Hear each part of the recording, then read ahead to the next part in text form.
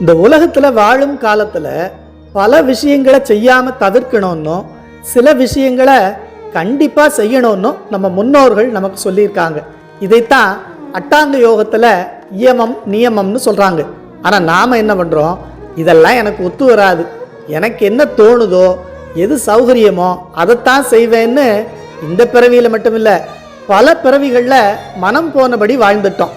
அதனால நிறைய வினைகள் சேர்ந்து அதை அனுபவிச்சு கழிக்க இதுவரைக்கும் பல பிறவி எடுத்துட்டோம்.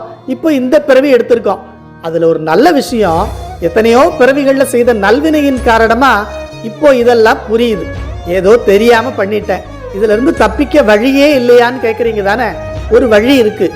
இதுவரை செய்ததெல்லாம் தவறுன்னு தெரிஞ்சு என்னால் ஆகக்கூடியது ஒன்றும் இல்லை, இந்த உலகத்தில் நடக்கிறதெல்லாம் நம்ம இடைமருத பெருமானின் ஆணை வழி நடக்குதுங்கிற உண்மையை உணர்ந்து திருவிடைமருதூர் வந்து நம்ம மகாலிங்க சுவாமியை இடைமருதா மகாலிங்கான்னு உருகி வழிபடணும். ஒரு ரகசியம் சொல்லவா? நேரில் வந்து வழிபட்டா ரொம்ப சிறப்பு. வயோதிகம் காரணமாகவோ வேலைப்பழு சூழல் காரணமாகவோ நேரில் வர முடியலன்னா கூட பரவாயில்ல, இருக்கிற இடத்துல இருந்தே இடைமருதா மகாலிங்கான்னு சொல்லி வழிபடுங்க.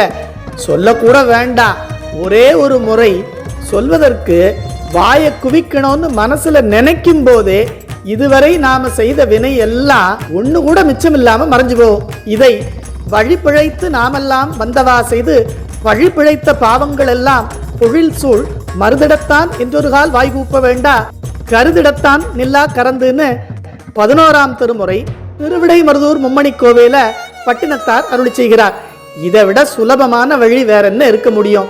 இதை இப்போ தெரிஞ்சுக்கிட்ட பிறகும் இடைமருதா மகாலிங்கான்னு உருகி வழிபடாதவங்க நிலைய என்னன்னு சொல்றது? அது அவரவர் வினை பயன்தான். இந்த ஆடி உத்திராடம் பட்டினத்தார் குருபூசி தினத்தன்று அவர் காட்டிய வழியில் மகாலிங்க சுவாமியை வழிபட்டு எல்லா நலன்களையும் பெறுவோம்.